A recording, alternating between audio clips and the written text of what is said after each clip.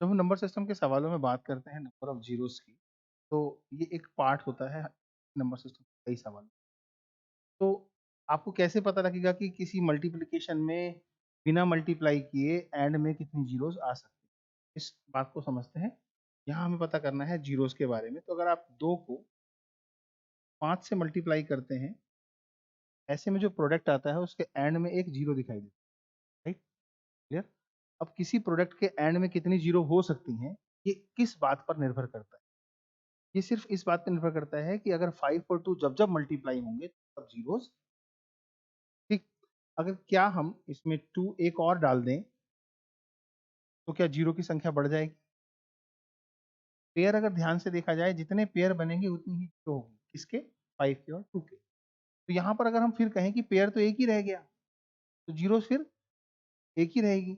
यानी कि 2 दूनी 4, 4 पंजे, but this answer is again telling that number of zeros are right only. तो अगर मैं कहूँ कि यहाँ पे मैंने एक 2 डाला, एक और 2 डाला, एक और 2 डाला और फिर एक 5 रखा, तो क्या अब 0 बढ़ जाएगी? नहीं, क्योंकि हमारा पेयर जो है ना वो इंक्रीज़ नहीं कर रहा, तो हमारी 0 इंक्रीज़ नहीं कर सकती। तो 2 दूनी 4 दूनी 8 पंजे। अच्छा, एक और एग्ज़ाम्पल देते हैं। सर यहाँ से अगर हम ये सोचें कि हमने 5 डाल दिया होता तो क्या हो जाता? तो 5 दूनी 10, 10 पंजे 50। ज़ीरोज़ इस हर सिचुएशन में एक ही क्यों आ रही है? क्योंकि किसी भी सूरत में पेयर सिर्फ़ एक ही है। तो जब तक number of pair of 2 and 5 increase नहीं करेंगे तब तक number of zeros is understood. अब मैं कहूँ कि अगर मैंने इनको यूँ कहा होता कि 2 इंटू 2 इंटू 5 इंटू 5, तो ये मेरा आंसर आपको 2 पेयर दे देता। इसकी वजह से 2 दूनी 4 पंजे 20 पंजे 100। इस 100 के अंदर आपको जो 2 जीरो दिखने लगी, उसका कारण था आपके पास नंबर ऑफ पेयर्स। यस? अब मैं एक पेयर की ही बात करूँ, राइट? जैसे पेयर के साथ एक वर्ड यूज़ कर सकते हैं कपल। पेयर और कपल एक ही बात है, राइट? इसी के साथ एक हिंदी में शब्द यूज़ करते हैं सामूहिक विवाह। जब किसी सामूहिक विवाह का आयोजन होता है तो वहाँ बहुत सारे युवक और युवती पहुँचते हैं जिनकी शादी नहीं हो रखी। तो 15 लड़कियाँ पहुँच जाएँ और 100 लड़के पहुँच जाएँ, शादियाँ कितनी होंगी? 15 ही होंगी ना। या एक लड़की 3-3 लड़कों से 4-4 लड़कों से शादी कर लेगी। पांचाली वाली स्थिति पैदा करनी है क्या? नहीं। तो कहने का मतलब ये है कि लड़कियाँ 15 थी, लड़के 100 थे, लेकिन शादी तो 15 ही हो पाएँगी। अब अगर हम ये कहें कि लड़के 15 थे और लड़कियाँ 100 थी, तो ये 15 ही होगी, चाहे बेशक से लड़के कहें, कोई दिक्कत नहीं है, 3-3 से। येस और नो? लेकिन शादी फिर भी 15 ही होगी। दोनों सूरतों में ये बात पता लगी कि हम 1 के संग 1 को ही यूज़ कर सकते हैं, राइट? और जो फंक्शन है वो इस बात पर नहीं है कि ज़्यादा क्वांटिटी से आउटपुट आ रहा है, क्वांटिटी कम है उससे आउटपुट। मीन्स अगर मैं इस क्वेश्चन का थोड़ा-सा हाई लेवल प्रोफाइल का क्वेश्चन हूँ, तो इसमें नंबर ऑफ ज़ीरोज़ कितनी होनी चाहिए? अगर 2 की पावर 5 हो और 5 की पावर 2 हो, तो आप खूब कोशिश भी कर लो, तो जो 5 है वो सिर्फ़ 2 ही बार है। येस और नो? इसे अगर मैं लिख कर दिखाऊँ तो आपको ऐसे दिखाई देगा 2 गुणा 2 गुणा 2 गुणा 2 गुणा 2 गुणा 5 गुणा, तो पेयर तो 2 ही बन पाएँगे। यदि इसके विपरीत कर दूँ, है ना? तब 2 की पावर 2 कर दूँ और 5 की पावर 5 कर दूँ, तो क्या हो जाएगा सर? सर तभी भी कोई दिक्कत नहीं है। तब हमारे को ये दिखाई देगा कि जो 2 हैं उनकी संख्या कम हो गई, 5 की संख्या ज़्यादा हो गई, लेकिन फिर भी हमारे पास नंबर ऑफ जो ज़ीरोज़ हैं वो इस बात पे डिपेंड करते हैं कि हमारे पेयर तो 2 ही बन पाएँगे। येस और नो? हमें ये जानने की क्या ज़रूरत है कि इनका मल्टीप्लिकेशन क्या आएगा? हमें ये जानना है नंबर ऑफ ज़ीरो। तो मैं आपको मल्टीप्लाई करके दिखा भी दूँ, ये 100 हो गया और ये 800 हो गया। इस 800 के अंदर आपको 2 ही ज़ीरो दिख रही हैं क्योंकि आपके पेयर भी, अगर इस मल्टीप्लिकेशन को भी आप देखोगे, 5 पंजे 25 पंजे, 125 25 पंजे यार 125 30 यार 125 गुणा में 2 6250 6250 गुणा में 2 12500। अगर मैं इसको मल्टीप्लाई भी कर दूँ, तो ये 12500 जो है, इसमें भी 2 ज़ीरो दिख रही है। कारण क्या है? अभी भी 2 ही है।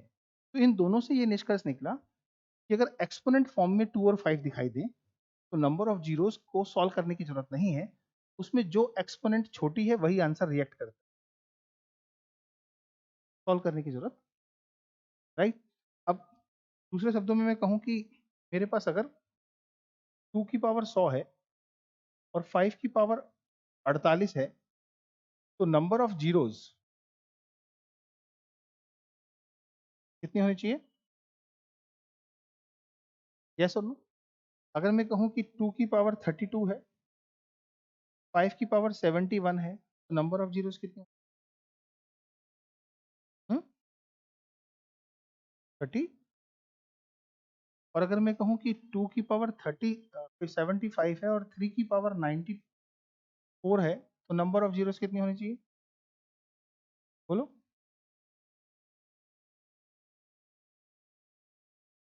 होगी ही नहीं, क्योंकि रिश्ता तो 2 का 5 से था। आपने तो कंसंट्रेशन करना शुरू कर दिया, जो पावर छोटी है वो समझ आ गया, लेकिन ये तो समझ लो कि वहां पर जो सामूहिक विवाह आयोजन करने वाले लोग थे वो शादीशुदा लोग थे, और कोई भी युवक युवती वहां नहीं पहुंचा। तब क्या होगा? आपस में अपनी शादियां करते रहेंगे तो बेस तो समझो। इस आंसर को देने के लिए क्या जरूरी है? 2 और 5। जब 2 है और 5 है ही नहीं, तो कैसे निकल आएगी जीरो? और 5 है और 2 नहीं है, तो कैसे निकल आएगी जीरो? ये जरूरी है कि 5 और 2 की कलेक्शन वहां होनी चाहिए। यस और नो? समझ आया? तो इसमें नंबर ऑफ जीरो जीरो हो गई, क्यों? क्योंकि यहाँ पे तो 5 into 2 का प्रोडक्ट ही नहीं। क्लियर? अब अगर मैं कहूँ कि ये मेरे पास नंबर है 12 गुणा 15 गुणा 21 गुणा 28 गुणा 40 गुणा 45, इसमें मुझसे कोई पूछ रहा है कि नंबर ऑफ जीरोस कितनी होंगी। राइट और नो? इसमें पूछ रहा है नंबर ऑफ जीरोस कितनी होगी। तो नंबर ऑफ जीरोस के लिए हम किस पे डिपेंड है? 2 पे और 5 पे। तो हमने देखना है यहाँ से कितने 2 मिल सकते हैं। 2 दूनी 4 तिया, तो हम यहाँ कलेक्शन करेंगे। 2 की पावर कितनी मिली हमें? 2। और 5 की पावर कितनी मिली हमें? यहाँ से कुछ। ऐसा ना? अब ये क्या है हमारा? 5 तिया 15। तो यहाँ 5 की पावर हमें 1 मिल गई। यहाँ 21 क्या है? 3 सते 21, किसी काम का ही नहीं है, ना 5 है ना 2 है। यहाँ 28 है। 28 की बात करेंगे तो आपको पता लगेगा 2 दूनी 4, 4 सते। यस और नो? यहाँ 2 की पावर फिर इंक्रीज कर गई, +2। यहाँ जब आप 40 पर आए तो 2 दूनी 4 दूनी 8 पंजे 40। यहाँ पर 2 की पावर 3 और मिल गई, लेकिन 5 की पावर सिर्फ 1 मिली। तो आप यहाँ पहुंचे तो 3 तिया 9 पंजे 45। तो यहाँ आपको ये तो मिला नहीं, 5 मिला। अब अगर आप इस पूरे क्वेश्चन का सोल्यूशन ध्यान से देखो तो आपके पास ज्यादा से ज्यादा क्या है? आपके पास निकल के आई है सिचुएशन वही घूम फिर के जो मैं ऊपर समझाने की कोशिश था। 2 की पावर 7 है और 5 की पावर, नंबर ऑफ जीरोस कितनी? 3। यहाँ 2 और 5 के बेस पर तो नंबर ऑफ जीरोस हमारी हो गई।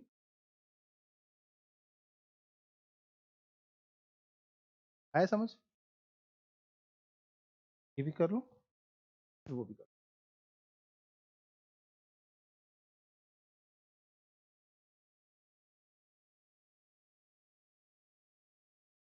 क्वेश्चन को कहते हैं हम शून्य की संख्या ज्ञात करना, द नंबर ऑफ जीरो।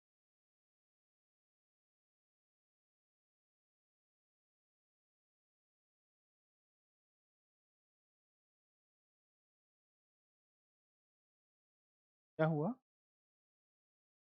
क्या कह रही है?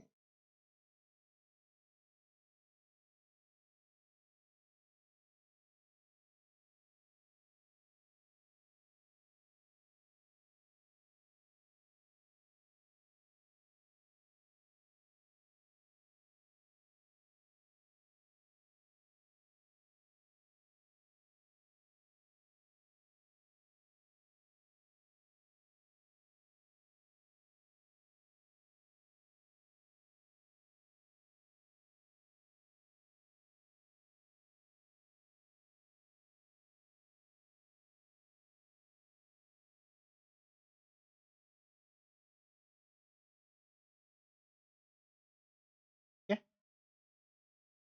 चलो,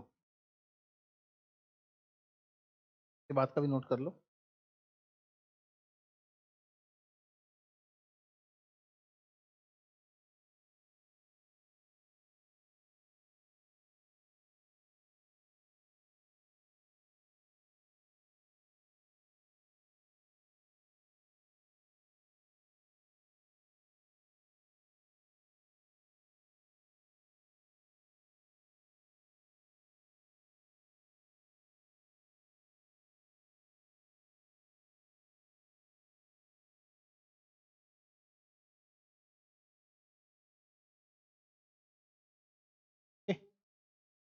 ठीक है बेटा, समझ आ रहा है ना प्रॉपर? जब आप 10th क्लास पास करके 11th में जाते हैं और मैथ्स लेते हैं, तो मैथ्स में एक इंग्लिश का जो पंक्चुएशन का साइन होता है, वो मैथमेटिक्स में यूज होने लगता है। कौन सा साइन है? इसका मैथमेटिकल फंक्शन है बकायदा। एक साइन है, एक चिन्ह है जो पंक्चुएशन में इस्तेमाल होता है, और वो इंग्लिश की पंक्चुएशन में इस्तेमाल होता है। हम उसको मैथ्स में इस्तेमाल करने लगते हैं। इंग्लिश में कब डिवाइड वाला साइन यूज करते हैं? वो आपको एक्सप्लेन तो नहीं करता ना कुछ। मैं बताता हूँ, अभी शायद आपको याद आएगा।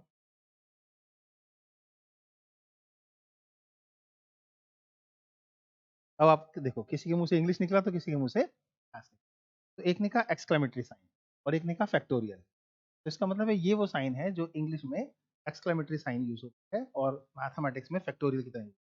हम इस साइन से क्या करना चाह रहे हैं? ठीक, बहुत सारी चीजों को लिखे बगैर ही ये बताना चाह रहे हैं कि हमने बहुत कुछ लिखा। जब आप कोई ऐसा मल्टीप्लीकेशन लिख रहे हैं, सपोज मान लीजिए 2 into 1, ये जगह घेर रहा है, हालांकि ये 2 ही है, लेकिन अगर हम इसको किसके बराबर कहें तो 2 के बराबर कह सकते हैं, है ना? लेकिन अगर आप 3 into 2 into 1 की बात करेंगे तो फिर वो 3 के इक्वल नहीं है, के इक्वल है। अब हमें ये चीज रिप्रेजेंट करने के लिए देखना है कि आंसर 2 ही आ जाए और 6 ही आ जाए। तो हम क्या करते हैं, यहाँ 2 के ऊपर और इस 3 के ऊपर बेस्ड करते हैं और ये निशान लगा देते हैं, called sign of exclamation, but it is called factorial. Factorial का ये निशान जिस नंबर के पीछे लगता है, ये उस नंबर को खींचकर 1 तक लेके आता है। जैसे अगर 5 के आगे फैक्टोरियल, पीछे फैक्टोरियल लिख दिया गया, तो 5 4 3 2 1 वहां तक उसे आना होगा। जैसे हम ये कहें कि इस बेंचेस पर बैठे हुए जितने भी बच्चे हो सकते हैं, राइट और रॉन्ग, वो इस नंबर ऑफ बेंचेस की लेंथ के हिसाब से देख लेते हैं। 1 2 3 4 8, 8 बेंचेस हैं, तो 8 वाला भी 1 तक आएगा, 7 वाला भी 1 तक आएगा, 6 वाला भी 1 तक आएगा। अगर 8 फैक्टोरियल बोला जाए तो उसका सेंस ये लगाना है, 8 7 6 5 4 3 2 1 की प्रोडक्ट। यानी कि ये फैक्टोरियल उन नंबर्स को डिसेंडिंग ऑर्डर में लाने के साथ साथ उनके प्रोडक्ट को रिप्रेजेंट करता है।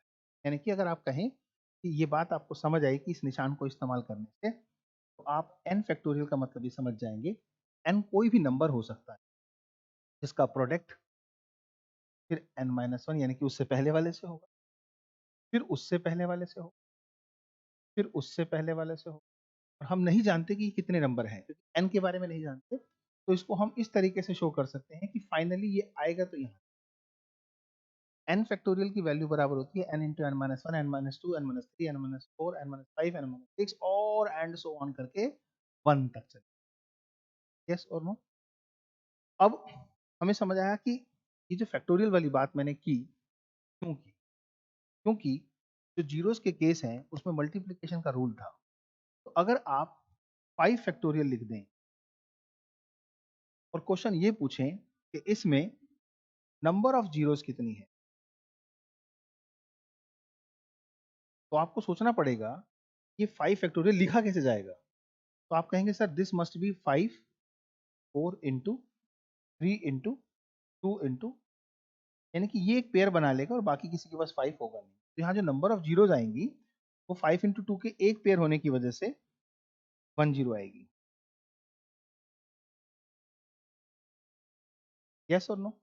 अब समझना ये है कि 5 तक तो समझ आता है, 6 तक भी, 7 तक भी, 8 तक, 9 तक भी यही समझ आता है कि 1 ही जीरो आएगी, क्योंकि 5 आएगा ही नहीं। लेकिन अगर किसी ने 5 की जगह 100 फैक्टोरियल लिख दिया, तो अगर उसने 100 फैक्टोरियल लिख दिया तो हमारे लिए समस्या हो जाएगी ये जानना कि कितने 5 कितने 2। इस बात को आप समझते हैं, बोलो क्लियर है?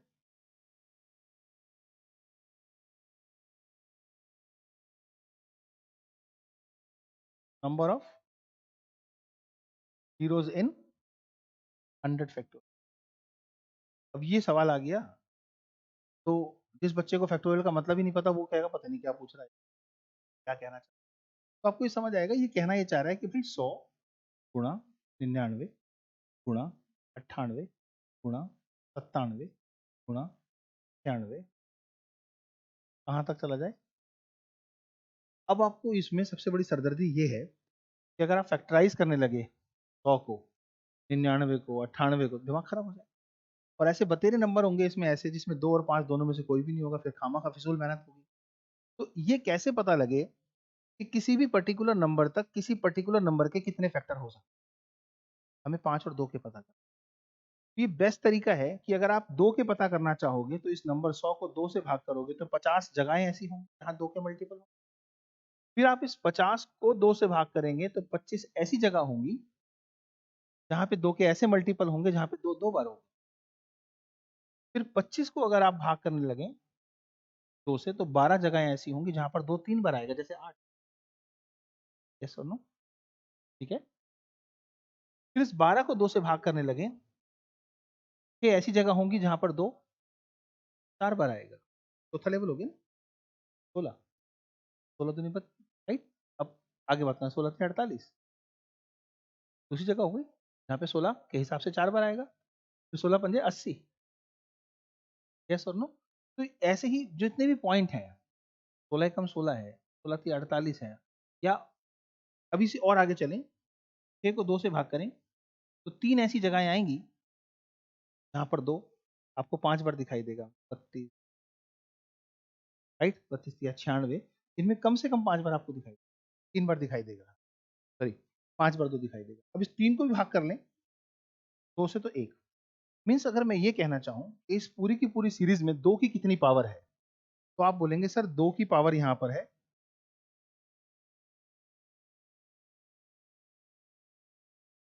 2 की पावर इतनी है। तो वो कितना हो गया? 75, 87, 93 और 3 96 और एक 97, यानी कि 2 की पावर बन गई 97। लेकिन अगर आप 5 का बेस निकालना चाहें तो यहाँ आएगा 20, और फिर इस 20 को आप 5 से भाग करें, यहाँ आएगा 4, और इसके बाद भाग होगा नहीं। तो 5 की जो पावर बनेगी वो बनेगी इनको देखते हुए। तो कॉमन सेंस ये निकलता है कि फिर हम ये काम क्यों करें?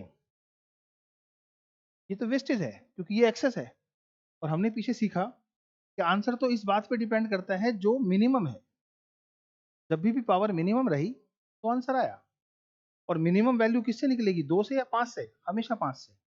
तो इसका जो नियम बनाएंगे हम, क्वेश्चन को सॉल्व करने का जो तरीका ढूंढेंगे वो तरीका ये होगा कि अगर ऐसी कोई कॉन्टिन्यूटी में नंबर आ जाता है तो सबसे बड़े नंबर को 5 से ही डिवाइड करना है, 2 से नहीं करना, टाइम बचाने के लिए।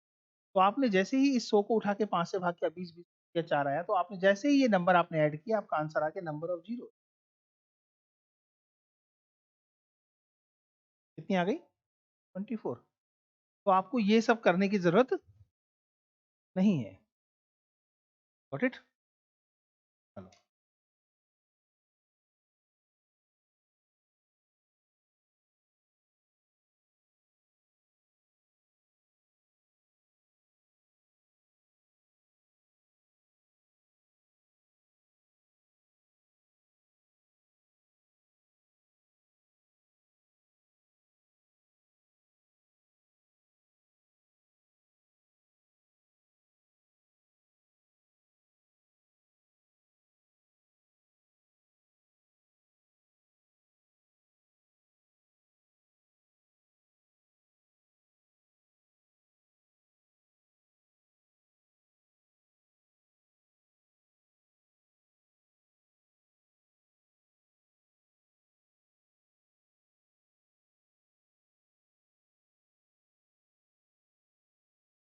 Done?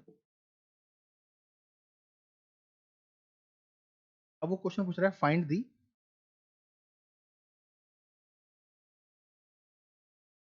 नंबर ऑफ जीरोस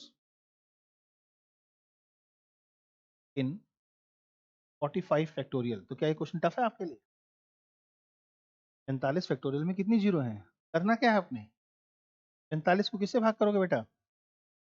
5 से। कितना आया? 9 को किससे भाग करोगे? किस पे गया? 1 पे। आंसर क्या आ गया? 10 जीरो। क्लियर? बोलो।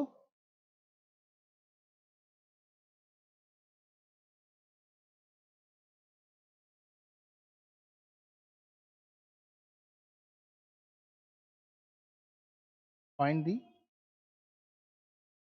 number of zeros in 3 into 49, 48, 47 to 1। ये दोनों एक ही बात है, बस वहाँ 45 फैक्टोरियल या 50 फैक्टोरियल है। यहाँ फैक्टोरियल का इस्तेमाल नहीं कर रहा, बस ऐसे दे रहा है। क्यों नहीं इस्तेमाल करेगा फैक्टोरियल का, मैं बताता हूँ। 11th का सिलेबस है और 10th तक का सिलेबस आना है, तो फिर फैक्टोरियल में क्यों जाएगा वो। लेकिन फैक्टोरियल वाला कॉन्सेप्ट तो यूज कर सकता है। अब आपको ये बात दोनों पता लग गई कि 11th लेवल पर जाएं तो ऐसे दिखता है, और 10th लेवल पर अगर क्वेश्चन बना रहा है तो ऐसे दिखता है। आंसर तो वही है क्या। 50 को 5 से भाग किया, कितना आया 10। 10 को किससे किया 5 से, कितना आया, तो आंसर कितना आएगा 12 जीरो। एक डिफिकल्ट मैथ्स को आसान बनाने की जिम्मेदारी किसकी टीचर्स की, जो पढ़ाते हैं। उन्हें बहुत आराम से सिखानी चाहिए चीजें, बिल्कुल। जब कोई गाए तो कैसा लगे, यार इसको दिक्कत नहीं हो रही गाने में, दैट मीन्स परफेक्ट है। सांस कब ले रहा है पता भी नहीं लग रहा, ऐसा ही आपको होना चाहिए। आपका हाथ जब चले तो कैलकुलेशन खुद ब खुद आपसे हो जाए, तब मैं कह सकता हूँ आपने मुझसे मैथमेटिक्स। आई होप कि कल तो छुट्टी है ना, क्लास मेरी है, परसों भी 1.5 घंटे की क्लास में, यहाँ तो कोई डाउट नहीं होना। अब एक और लॉजिक बताओ मुझे, मैं एक सवाल पूछ रहा हूँ आपसे सिंपल सा। 4300 में अगर 250 जोड़ा जाए तो कितना आंसर आएगा। सर आंसर आएगा ये, पर इसमें 2 जीरो थी, वो तो एक ही रह गई। अंडरस्टूड।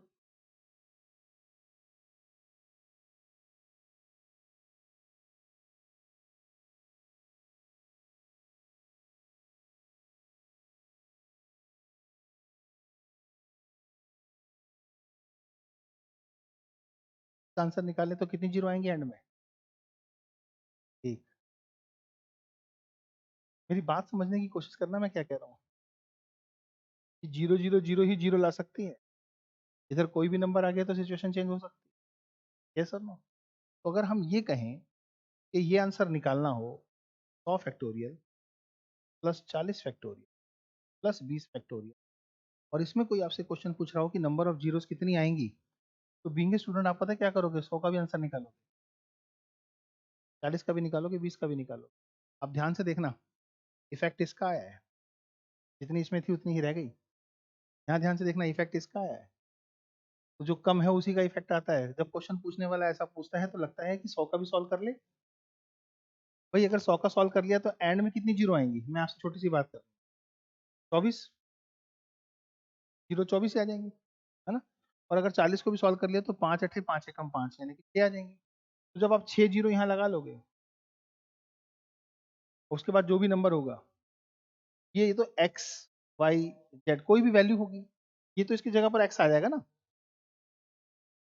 जीरो तो यही 6 ही रह जाएंगी ना, तो ऊपर वाले को तो ये खत्म कर देगा और इसको ये खत्म कर देगा, तो फिर इसको और इसको सॉल्व करने की जरूरत है क्या है। आंसर तो सीधा 20 से निकालना बंद, तो आंसर निकालना है, दैट आंसर इज 4। क्वेश्चन बड़ा था, कंसेप्ट क्लियर है तो समझ आ जाएगा कि फैक्टोरियल भी एडिशन में आ रहे हैं और नंबर ऑफ जीरो पूछ रहा हो तो सबसे छोटी वैल्यू जो है उसको। आजकल कुछ भी आ जाता है बेटा, नौकरी ना देने की पूरी कोशिश होती है, राइट किस किस को नहीं देनी है, तो आपके हाथ से कुछ छीने तो बेटर है मैं आपको दे के भेजूं, राइट। पूछ रहा है find the number of zeros in 40 factorial plus 30 factorial plus 20 factorial, क्या आंसर आएगा। बहुत बढ़िया, यही सवाल थोड़ी देर पहले अगर मैं बिना पढ़ाए पूछ लेता, तो कहते पता नहीं क्या है ये। तब तक कोई चीज डिफिकल्ट है ना जब तक नॉलेज नहीं है, नॉलेज। तो नंबर ऑफ जीरोस आज आपने पढ़े और नॉन टर्मिनेटिंग की कंडीशंस। ठीक, आज का शेड्यूल आपका 11:30 बजे तक, ये जो कॉन्सेप्ट है छोटे छोटे, अगर आप और पढ़ना चाहो तो पढ़ा सकता हूँ, राइट। कोई doubt. Thank you, bye, take care.